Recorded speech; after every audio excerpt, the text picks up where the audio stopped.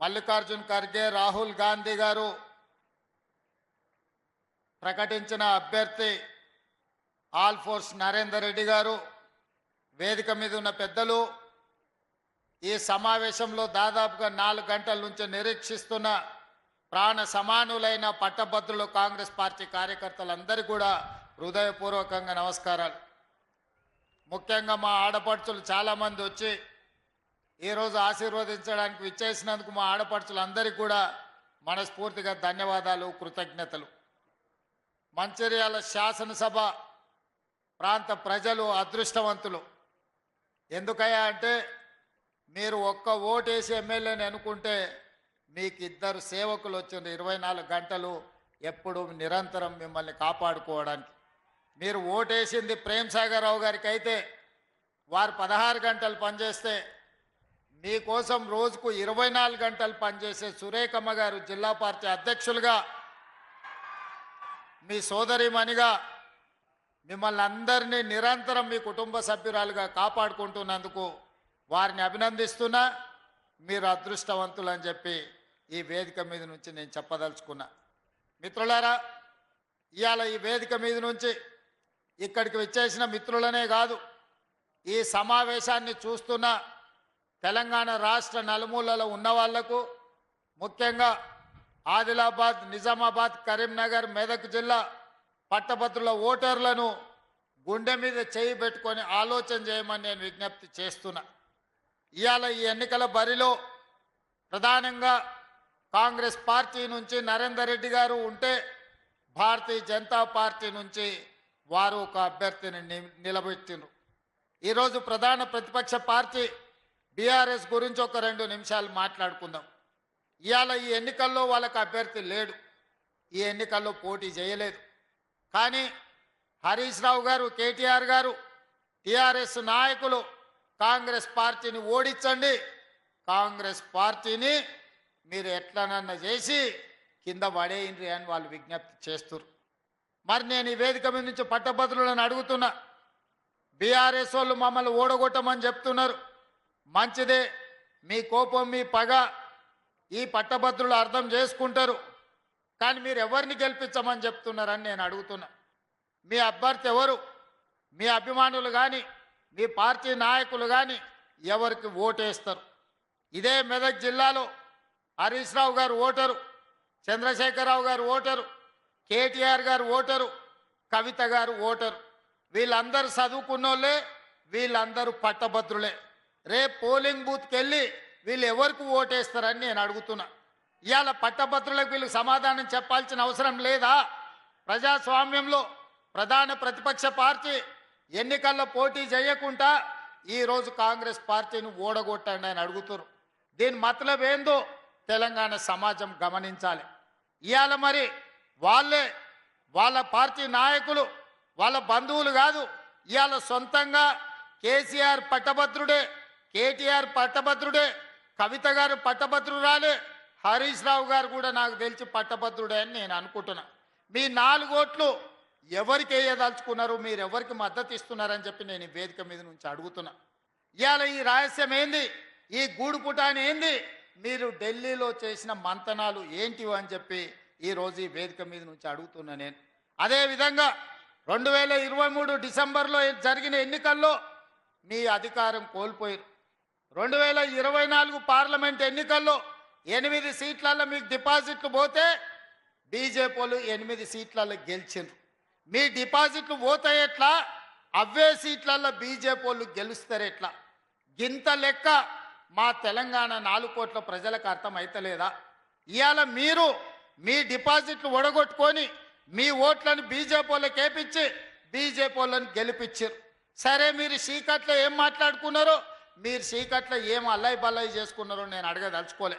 మరి బీజేపీ వాళ్ళు గెలిచి ఇవాళ 8 మంది ఎంపీలు గెలిచిండ్రు. ఆదిలాబాద్ నుంచి గెలిచిండ్రు, నిజామాబాద్ నుంచి గెలిచిండ్రు, కరీంనగర్ నుంచి గెలిచిండ్రు, మెదక్లో గెలిచిండ్రు.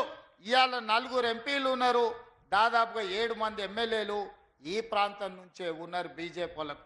మరి మోడీ నుంచి ఏమి తీసుకొచ్చిర్రని నేను అడుగుతున్నా. ఇవాళ మిమ్మల్ని 8 మంది ఎంపీలను 8 మంది ఎమ్మెల్యేలను గెలిపిస్తే తెలంగాణ రాష్ట్రానికి మీరు తెచ్చిందేంది, మోడీ తీసుకొచ్చి ఇచ్చింది ఏందని నేను ఈరోజు మిమ్మల్ని అడుగుతున్నా. కేవలం మా ఓట్లు కావాలి, మేము ఇచ్చే సీట్లు కావాలి, మీరు ప్రధానమంత్రులు కావాలి, లేకపోతే ఈరోజు మీరు మంత్రులు కావాలి. కానీ మరి తెలంగాణ ప్రజలకు మీరు ఇచ్చేదేంది, మిమ్మల్ని నమ్మేది ఎట్లా అని నేను అడుగుతున్నా. ఇవాళ మళ్ళా ఓట్ల కోసం వచ్చారు పట్టభద్రులలో. ఏం చేస్తారు మీరు? ఏం చేసిండ్రు ఈ 12 ఏళ్ళల్లో? నరేంద్ర మోడీ గారు ప్రధానమంత్రి అయ్యి 11 సంవత్సరాలు దాటి ఇవాళకి 12 సంవత్సరాలు అవుతున్నది. ఈ 12 సంవత్సరాలలో తుమ్మిడేటి దగ్గర ఈరోజు ప్రాజెక్టు కట్టుకోవడానికి గోదావరి జలాలకు మహారాష్ట్ర నుంచి మీరు అనుమతి ఇప్పించిండ్రా? ఒకవేళ తుమ్మిడేటి దగ్గర ప్రాజెక్టు కట్టనికే మహారాష్ట్ర అనుమతి ఇచ్చినుంటే ఇవాళ ఆదిలాబాదు జిల్లా 1.5 ఎకరాలు సస్యశ్యామలమై పసిడి పంటలు పండుతుండే ఆదిలాబాదు బిడ్డలు ఆదివాసీలు ఇవాళ వాళ్ళ బతుకులలో వెలుగు వస్తుండే. ఇవాళ ఈ ఆదిలాబాదు జిల్లా నేను పిసిసి అధ్యక్షుడిగా బాధ్యత తీసుకున్న తర్వాత మొట్టమొదట ఇంద్రవెల్లిలో సమావేశం పెట్టిన. మీ ఆశీర్వాదం తీసుకున్న. మీ జిల్లాను అభివృద్ధి చెయ్యాలని ఇవాళ మేము పూర్తి స్థాయిలో పనిచేస్తున్నాం. ఈ జిల్లాకు కొత్తగా మంజూరు చేసిన చాలా విషయాలను పెద్దలు ప్రేమ్ సాగర్ రావు గారు ఇప్పటి దగ్గర మీకు అందరికీ చెప్పడం జరిగింది. ఇవాళ ఆదిలాబాదు జిల్లాను ముందు బాగానే ఉంచాలి, జరిగిన నిర్లక్ష్యాన్ని సరిదిద్దాలని కాంగ్రెస్ పార్టీ ప్రయత్నం చేస్తుంది. మరి మీరు ఏం చేసిండ్రు, మీరు ఏం తీసుకొస్తారని నేను అడుగుతున్నా. అందుకే మిత్రులారా, ఇవాళ మీరు ఆలోచన చేయండి పట్టభద్రులు. నేను ఒక్కటే మాట విజ్ఞప్తి చేస్తున్నా. నేను చెప్పింది నిజమైతే మీరు గుండెల మీద చేసుకొని ఆలోచన చేసి ఇవాళ కాంగ్రెస్ పార్టీకి ఓటేయండి. నేను చెప్పింది అబద్ధమైతే మీ మనసుకు అది అబద్ధం అని తోస్తే మీరు ఎవరికి వేసుకున్నా మాకు అభ్యంతరం లేదు, మీ ఇష్టం. ఇవాళ నేను ముఖ్యంగా టీచర్లను డిఎస్సి నోటిఫికేషన్, అదేవిధంగా టెట్ పరీక్షలు నిర్వహించింది కాంగ్రెస్ పార్టీ అధికారంలోకి వచ్చిన తర్వాత కాదా? మీరు ఆలోచన చేయండి. 11,000 మంది టీచర్ల నియామకాలను చేపట్టినమా లేదా? ఒకవేళ మేము టెట్ పరీక్షలు నిర్వహించి డిఎస్సి పరీక్షలు నిర్వహించి 60 రోజుల్లోనే 11,000 మంది టీచర్ల నియామకాలు మేము చేపట్టుంటే మీరందరూ మా కాంగ్రెస్కు నరేందర్ రెడ్డికి ఓటు వేయండి. ఒకవేళ నేను చెప్పింది అబద్ధం అయితే మీరు మాకు ఓట్లు ఇవ్వకండి, మీకు కావాల్సిన వాళ్ళకి వేయండి. అదేవిధంగా పోలీస్ డిపార్ట్మెంట్లో దాదాపు 15,000 మంది నిరుద్యోగులకు పోలీసు ఉద్యోగాలు ఇచ్చిన మాట నిజమైతే ఈరోజు నరేందర్ రెడ్డికి ఓటు వేయండి. లేకపోతే ఒకవేళ నేను చెప్పింది అబద్ధం అయితే మీ ఇష్టమైన వాళ్ళకు ఓటు వేసుకోండి. పారామెడికల్ సిబ్బంది 6,000 పైగా పారామెడికల్ సిబ్బందిని ఎల్బీ స్టేడియంకు పిలిపించి ఉద్యోగాలు వచ్చిన వాళ్ళనే కాదు, వాళ్ళ తల్లిదండ్రులందరినీ కూడా హైదరాబాదు నగరానికి ఎల్బీ స్టేడియంకు రప్పించి వాళ్ళ నియామక పత్రాలు ఇచ్చిన మాట వాస్తవమైతే ఈరోజు నరేందర్ రెడ్డిని గెలిపించండి. ఈరోజు అది అబద్ధమైతే మీకు కావలసిన వాళ్ళకు వేసుకోండి.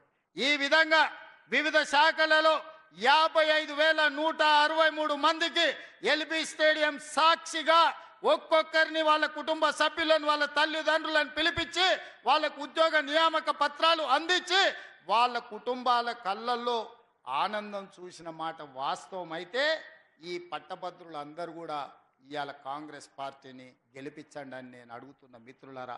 నేను చెప్పింది ఒకవేళ అబద్ధమైతే ఈరోజు మీకు కావలసిన నిర్ణయం తీసుకోండి.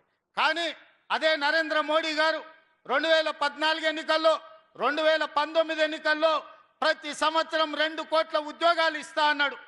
మరి ఇప్పటికి దాదాపుగా 11 ఏళ్ళు అయిపోయి 12వ ఏడుకు మనం అడుగు పెడుతున్నాం. 24 కోట్ల ఉద్యోగాలు ఇవ్వాలి.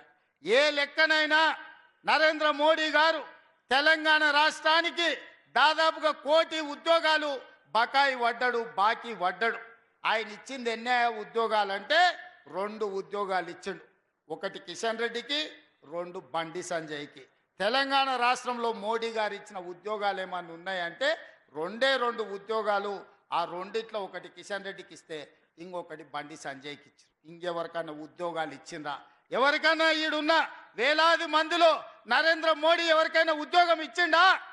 ఈడున్న 1000 మందిలో ఎవరికైనా ఉన్నాయా చెప్పండి. ఎవరికైనా మోడీ మీకు ఉద్యోగం ఇచ్చిండా?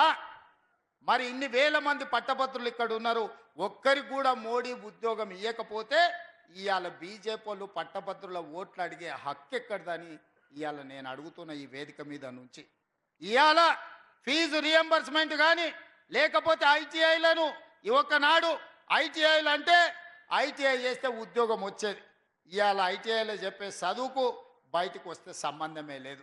సర్టిఫికెట్ ఉంటుంది, వాడికి పని ఏం చేయాలో తెలియదు. అందుకే టాటా కంపెనీతో మాట్లాడి ఈ ఐటీఐలను అడ్వాన్స్డ్ టెక్నాలజీ సెంటర్లుగా మార్చాలి అని 2400 కోట్ల రూపాయలు ఖర్చు పెట్టి రాష్ట్రంలో 65 ఐటీఐలను అప్గ్రేడ్ చేసి ఏటీసీలుగా మార్చి అక్కడ శిక్షణ పొందిన వాళ్లకు టాటా సంస్థలనే ఉద్యోగాలు ఇచ్చేటట్టుగా ఈ రోజు టెక్నాలజీ అప్గ్రేడ్ చేసింది మన పార్టీ, మన ప్రభుత్వం.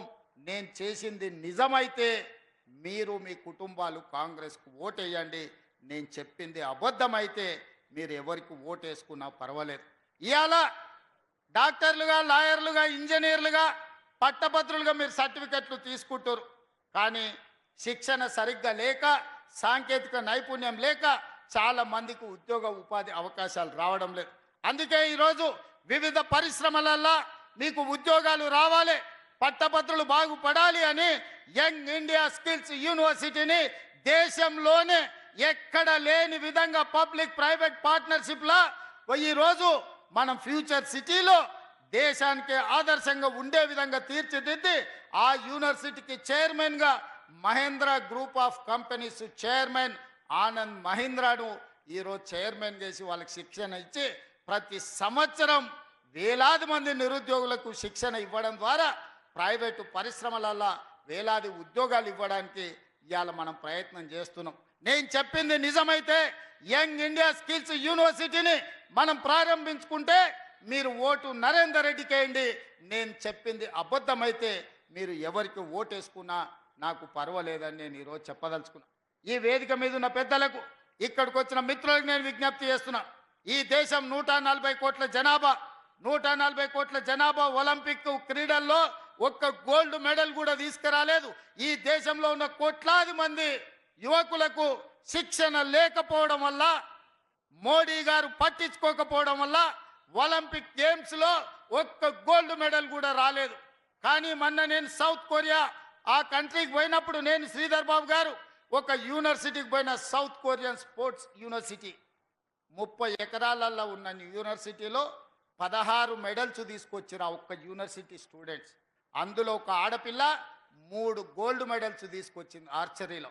నాకు ఆశ్చర్యం అనిపించింది, అద్భుతం అనిపించింది. 10 కోట్ల జనాభా ఉన్న సౌత్ కొరియాలో 32 మెడల్స్ ఒలింపిక్స్లో తెస్తే 140 కోట్ల జనాభా ఉన్న భారతదేశానికి ఒక గోల్డ్ మెడల్ రాలేదు అని అంటే నిజంగా మన పరిస్థితి ఎక్కడుందో, మోడీ గారు ఈ దేశానికి ఏం చేసిండో ఒక్కసారి ఆలోచన చేయండి. అందుకే ఈరోజు ఆలోచన చేసి మట్టిలో మాణిక్యాలను వెలికి తీయాలి. తెలంగాణ ప్రాంతాలలో ఉన్న క్రీడాకారులకు శిక్షణ ఇప్పించాలి. ఈ క్రీడాకారులు 2028 ఒలింపిక్స్లో గోల్డ్ మెడల్ తెలంగాణ నుంచే సాధించాలని యంగ్ ఇండియా స్పోర్ట్స్ యూనివర్సిటీని తెలంగాణ ప్రాంతంలో ఉన్న నిరుద్యోగ యువకులకు కాదు, క్రీడల మీద ఆసక్తి ఉన్న ప్రతి వాడికి శిక్షణ ఇవ్వాలి అని ఈరోజు యంగ్ ఇండియా స్పోర్ట్స్ యూనివర్సిటీని మనం తెచ్చుకున్నాము. ఇది మన పట్టభద్రులకు ఉపయోగపడేది కాదా? ఇది మన పిల్లల భవిష్యత్తును తీర్చిదిద్దేది కాదా? మీరు ఒక్కసారి ఆలోచన చేయండి మిత్రులారా. ఇలాగా ఉద్యోగాల విషయంలో, ఉపాధి విషయంలో, విద్య విషయంలో ఈరోజు మనం అన్ని రకాల నిర్ణయాలు తీసుకుంటున్నాం. ఇంతకుముందే మిత్రులు చెప్పినారు, నిజామాబాద్లో యూనివర్సిటీ ఉంది, కరీంనగర్లో యూనివర్సిటీ ఉంది, ఇవాళ ప్రతి దగ్గర యూనివర్సిటీలు ఉన్నాయి, ఆదిలాబాద్లో యూనివర్సిటీ లేదు అని. మరి ఆ ప్రాంతాలలో ఇచ్చిన యూనివర్సిటీలు కూడా ఆనాడు కాంగ్రెస్ పార్టీ ఉన్నప్పుడే ఇచ్చింది తప్ప 10 ఏళ్లలో చంద్రశేఖరరావు ఒక్క యూనివర్సిటీ అయినా ఇచ్చిండా? మీరు ఒక్కసారి ఆలోచన చేయండి.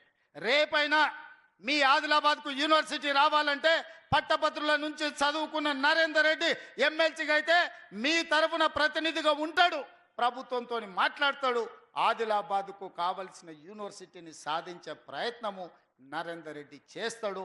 మీ తరఫున పన్నులు సాధించే నరేందర్ రెడ్డికి మీరు ఓటు వేయాల్సిన అవసరం ఉన్నది. మిత్రులారా, ఇవాళ మీరు ఆలోచన చేయండి. ఇవాళ మన సమస్యల్ని తెలిసిన వాడు, మన సమస్యల్ని ప్రస్తావించిన వాడు, మన సమస్యల్ని ప్రభుత్వం దృష్టికి తీసుకెళ్ళిన వాడే మన ప్రతినిధి అయితే మన సమస్యలు పరిష్కారం అవుతాయి. ఈ విధంగా ఈరోజు ఏ విషయంలో అయినా ప్రభుత్వం 2023 డిసెంబర్ 7 నాడు వచ్చింది. మేము వచ్చిన కొద్ది రోజులకే పార్లమెంట్ ఎన్నికలు వచ్చి ఎన్నికల కోడ్ వచ్చింది. 6 నెలలు పరిపాలన మా చేతిలో లేదు. ఎన్నికల కమిషనరే పరిపాలన చేసింది. అక్కడి నుంచి ఈ 9-10 నెలలే కదా మేము ప్రభుత్వాన్ని నడిపింది, పరిపాలనను అందించింది. నేను మా మిత్రుడు శ్రీధర్ బాబు గారు ఉద్యోగాలు ఇప్పించడానికి ఇవాళ పెట్టుబడులు తీసుకొచ్చినాం. ఇవాళనే అమెరికన్ కంపెనీ అమ్జన్ అనే బయో ఈరోజు మనం సంస్థను ఈరోజు ప్రారంభించుకున్నాం. వేలాది కోట్ల రూపాయలు పెట్టుబడులు పెట్టడమే కాదు, వేలాది ఉద్యోగాలు ఇచ్చే అమెరికన్ కంపెనీ అమెరికా పర్యటనలో నేను శ్రీధర్ బాబు గారు ఒప్పించి ఇవాళ తెలంగాణ రాష్ట్రానికి తీసుకొచ్చినాం. ఇట్లాంటి సంస్థల్ని తీసుకురావాలి అని అంటే ఈ సంస్థలు పెట్టుబడి పెడితే ఇది ప్రత్యక్షంగా మన పట్టభద్రులకు ఉద్యోగాలు వచ్చే అవకాశం ఉంటుంది. ఇవన్నీ పనులు మేము చెయ్యాలి, ముందుకు వెళ్ళాలి అని అంటే మీ ఆశీర్వాదం ఉండాలి. ఇవాళ మీరు ఆశీర్వదిస్తే ఈ రాష్ట్రాన్ని అద్భుతం చేసి ప్రపంచంతోనే పోటీ పడే రాష్ట్రంగా మనం తీర్చిదిద్దొచ్చు. అదేవిధంగా ఇవాళ నేను రైతులను అడుగుతున్నా, 25,50,00,000 మంది రైతులకు రైతు రుణమాఫీ కింద 21,000 కోట్ల రూపాయలు వాళ్ళ ఖాతాల్లో 2 లక్షల వరకు ఉన్న రుణాన్ని మాఫీ చేసిన ప్రభుత్వం మాది. నేను ఈ వేదిక మీద నుంచి విజ్ఞప్తి చేస్తున్న రైతుల కుటుంబాలకు, రైతాంగానికి, మీరు కానీ మీ పిల్లలు కానీ పట్టభద్రులైతే మీకు రైతు రుణమాఫీ జరిగిందని మీరు నమ్మితే మీ గుండెల మీద చేసుకొని ఆత్మవిశ్వాసంతో ఆలోచన చేసి ఇవాళ మేము రుణమాఫీ మీకు చేసి ఉంటే కాంగ్రెస్ పార్టీకి ఓటేయండి. మీకు రుణమాఫీ జరిగిందనంటే 10 ఏళ్లలో చంద్రశేఖరరావు, నరేంద్ర మోడీ చెయ్యని పని ఈనాడు కాంగ్రెస్ ప్రభుత్వం చేసింది. రుణమాఫీ జరిగిన కుటుంబాలన్నీ కూడా నరేందర్ రెడ్డికి ఓటేయాల్సిందిగా నేను విజ్ఞప్తి చేస్తున్నా. ఇదే కాదు, ఒడ్లు ఆనాడు చంద్రశేఖరరావు గారు అన్నారు ఒరేసుకుంటే ఉరేసుకున్నట్టే అని. కానీ నేను వచ్చిన తర్వాత నేను చెప్పిన వరి వేసుకోండి, సన్న ఒట్లు పండించిన వాళ్ళకు 500 రూపాయల బోనస్ ఇచ్చే బాధ్యత నాది, గిట్టుబాటు ధరతో పాటు 500 రూపాయల బోనస్ ఇస్తా అని చెప్పి 1,56,00,000 మెట్రిక్ టన్నుల ఒట్లు పండిస్తే 500 రూపాయల బోనస్ రైతులకు ఇచ్చి రైతులను ఆదుకున్న ప్రభుత్వం. పెద్దలు ప్రేమ్ సాగర్ రావు చెప్పినట్టు ఆనాడు క్వింటాల్కు 10 కిలోలు తాలు మీద, తరుగు మీద, తడి మీద తుట్టి తీసి మిమ్మల్ని 1000 కోట్లు దోసుకున్నారు. కానీ మేము వచ్చినాక 1 కిలో అయినా తాలు తరుగు మీద మీ దగ్గర తుట్టి తీసినామా? ఇవాళ అది పోను మీకు 500 రూపాయల బోనస్ ఇచ్చినాం. నేను చెప్పింది నిజమైతే మీరు విశ్వసించి గుండెల మీద చెయ్యి పెట్టుకొని నరేందర్ రెడ్డిని గెలిపించండి. ఇవాళ రైతులకు బోనస్ ఇచ్చి రైతులను ఆదుకున్న ప్రభుత్వం కాంగ్రెస్ ప్రభుత్వం అని నేను ఈ సందర్భంగా నేను చెప్పదలుచుకున్నా. ఆనాడు ఎన్నికలను అడ్డం పెట్టి రైతు బంధు చంద్రశేఖరరావు ఎగ్గొట్టి పారిపోతే నేను వచ్చినెంబడే మొదటి 3 నెలలనే ఆయన ఎగగొట్టిన రైతు బంధులు 7,625 కోట్ల రూపాయలు మీ ఖాతాలో వేసి రైతులను ఆదుకున్న ప్రభుత్వం మాది. మీ ఖాతాల్లో జనవరి, ఫిబ్రవరి, మార్చిలో రైతు బంధు నగదు పడ్డది. కాంగ్రెస్ వచ్చినాకంటే ఓట్లు మాకేయండి. మీ ఖాతాలో రైతు బంధు పడకపోతే మీరు ఎవరికైనా ఓటు వేసుకోండి. ఇవాళ కూడా ఎకరాకు 5,000 ఒక పంటకు, సంవత్సరానికి 10,000 ఆనాడు ఉండే. ఇవాళ మనము 10,000ను సంవత్సరానికి 12,000గా పెంచి రైతు భరోసా పథకం కింద రైతులను ఆదుకోవాలని ఇవాళ మీ ఖాతాలో పైసలు పడుతున్నాయి. 3 ఎకరాల వరకు రైతు భరోసా ఆల్రెడీ పడ్డది. భవిష్యత్తులో మార్చి 31 లోపల మీకందరికీ రైతు భరోసా పథకం నిధులు మీ ఖాతాలలో వేసే బాధ్యత నాది. ఈనాడు రైతు భరోసా ఎవరెవరికి వచ్చిందో ఆ కుటుంబాల ఓట్లు మాకేయండి. రైతు భరోసా రానోళ్ళు ఎవరైనా ఉంటే మీరు ఎవరికైనా ఓటు వేసుకోండి. మిత్రులారా, ఇవాళ ఇన్ని రకాలుగా రాజీవ్ ఆరోగ్యశ్రీ 10 లక్షల రూపాయలు పెంచినాం. మీకెవరికి లబ్ధి వచ్చిందో వాళ్ళు మాకు ఓటు వేయండి. ఇదంతా ఒక ఎత్తు అయితే, అదేవిధంగా ఈరోజు మా ఆడబిడ్డలు ఈడు ఉన్నారు. అక్క ఈడు ఉన్నోళ్ళు రాష్ట్రంలో ఎక్కడి నుంచి ఎక్కడికైనా పోండి, అత్తగారింటి నుంచి అమ్మగారింటికి పోండి, అమ్మగారి ఇంటి నుంచి ఆలయానికి పోండి. మీరు యాదగిరి గుట్ట పోతారా, లేకపోతే భద్రాచలం పోతారా, నాగోబ జాతర పోతారా, సీతక్క దగ్గరికి సమ్మక్క సారక్క జాతరకు పోతారా, ఏడికి పోయినా బస్సుల్లో 1 రూపాయి లేకుండా మీరు చెయ్యి అడ్డం పెడితే ఆపి మిమ్మల్ని ఎక్కించుకొని మీరు అడిగిన దగ్గర దించుతే మా అక్కలు నాకోటేయండి. ఒకవేళ మిమ్మల్ని ఆర్టీసీ బస్సులో ఎవరన్నా పైసలు అడిగితే టికెట్కు మీ ఓట్లు ఎవరికన్నా వేసుకోండి అని నేను మా అక్కలకు చెప్పదలుచుకున్నా. ఇవాళ మా అక్కలు నేను అడగదలుచుకున్నా. 500 రూపాయల సిలిండర్ 50 లక్షల కుటుంబాలకు ఇస్తున్నాం. 500 రూపాయల సిలిండర్ వచ్చిన కుటుంబాలు మాకు ఓటేయండి. 500 రూపాయలకు సిలిండర్ రాకపోతే మీరు ఎవరికైనా ఓటు వేసుకోండి అని ఈరోజు నేను చెప్పదలుచుకున్న మా ఆడబిడ్డలకు. 200 యూనిట్లు ఇంటికి ఉచితంగా కరెంటు, వ్యవసాయానికి 24 గంటలు ఉచిత కరెంటు ఈరోజు ఎవరెవరికి వస్తుందో వాళ్ళందరూ మాకు ఓటేయండి. వ్యవసాయానికి ఉచిత కరెంటు రాకపోయినా, మీ ఇంటికి 200 యూనిట్లు ఫ్రీగా ఇవ్వకపోయినా మీరు ఎవరికైనా ఓటేసుకోండి. ఈ రెండు మేము వేస్తే మీరు మా నరేందర్ రెడ్డికి ఓటేయండి అని నేను అడుగుతున్నా. ఇదే కాదు, స్వయం సహాయక సంఘాలు మా సీతకి ఇక్కడనే ఉన్నది, మా సోదరిమాన్లు ఇక్కడనే ఉన్నారు. ఎన్నడన్నా 10 ఏళ్ళల్లో చంద్రశేఖరరావు ఈ సంఘాలు ఎట్లున్నాయి, మీకేమైనా వడ్డీ వసూలు అయ్యిందా, మీరు ఎట్లున్నారని ఎప్పుడన్నా అడిగిండా? ఇవాళ సీతకు వచ్చిన తర్వాత సంఘాల గౌరవం పెరిగిందా లేదా మీరు ఒక్కసారి ఆలోచన చేయండి. ఇవాళ సంఘాల వాళ్లకు అక్కడో ఇక్కడో కాదు, ఇన్ఫోసిస్, విప్రో, హైటెక్ సిటీ పక్కన, ఐటీ కంపెనీల పక్కన శిల్పారామం కానుకొని మీరు చేసిన ఉత్పత్తులు అమ్ముకోవడానికి 100 కోట్ల రూపాయల విలువ ఉండే నైట్ బజార్ను 3.5 ఎకరాల భూమిని మీకు ఇచ్చి 150 షాప్స్ మీకు అక్కడ పెట్టి మీ ఉత్పత్తులను అమ్ముకునే విధంగా, ప్రపంచానికి మీ టాలెంట్ తెలిసే విధంగా నేను సీతక్క ఏర్పాటు చేసి ఉంటే మా ఆడబిడ్డలు నరేందర్ రెడ్డికి ఓటేయండి, మేము ఇవ్వకపోతే మీరు ఎవరికైనా ఓటేసుకోండి అని నేను ఈ సందర్భంగా నేను చెప్పదలుచుకున్నా. మిత్రులారా, ఇవాళ మా ఆడబిడ్డలు వంటింటి కుందేళ్ళు కాదు, మా ఆడబిడ్డలు సోలార్ పవర్ ఉత్పత్తి చేయొచ్చు. మా ఆడబిడ్డలు అదాని అంబానీలతో పోటీ పడాలని మహిళా సంఘాలకు ఇవాళ 1000 మెగావాట్ల సోలారు విద్యుత్ ఉత్పత్తి చేసే ఒప్పందాలు మా ఆడబిడ్డలతో చేసిన ప్రభుత్వం ఈ దేశంలోనే తెలంగాణ ప్రభుత్వం మొట్టమొదటిది. ఈరోజు కోటీశ్వర్లను మా ఆడబిడ్డల్ని సోలార్ పవర్ అగ్రిమెంట్లు చేసింది మేము. 1000 మెగావాట్లు ఈరోజు అదానితో పోటీపడి సోలార్ పవర్ ఈరోజు మా ఆడబిడ్డలు జనరేట్ చేసే విధంగా ఒప్పందాలు చేసినాం. ఈ ఆడబిడ్డలను ఓట్లేయమని నేను అడుగుతున్నా. అదే కాదు, ఆర్టీసీలో పెద్ద పెద్ద కంపెనీలు బస్సులు కిరాయికి పెట్టేది. ఈసారి 600 ఆర్టీసీ బస్సులను ఆడబిడ్డలతో కొనిపించి కార్పొరేషన్కు కిరాయికి పెట్టి ఈరోజు మా ఆడబిడ్డలను వ్యాపారస్తులుగా చేసి 1 కోటి మంది ఆడబిడ్డల్ని కోటీశ్వరులను చేసే శపథం మా ప్రభుత్వం తీసుకున్నది. ఇవాళ ఈ 1 కోటి మంది ఆడబిడ్డలు మీకు మేలు జరిగితే మీ బిడ్డలతో ఓట్లు నరేందర్ రెడ్డికి వేయించండి. మా వల్ల మీకు ప్రయోజనం లేకపోతే మీరు ఓటు ఎవరికి ఏమని చెప్పినా నాకు అభ్యంతరం లేదు అని నేను ఈ సందర్భంగా చెప్తున్నా.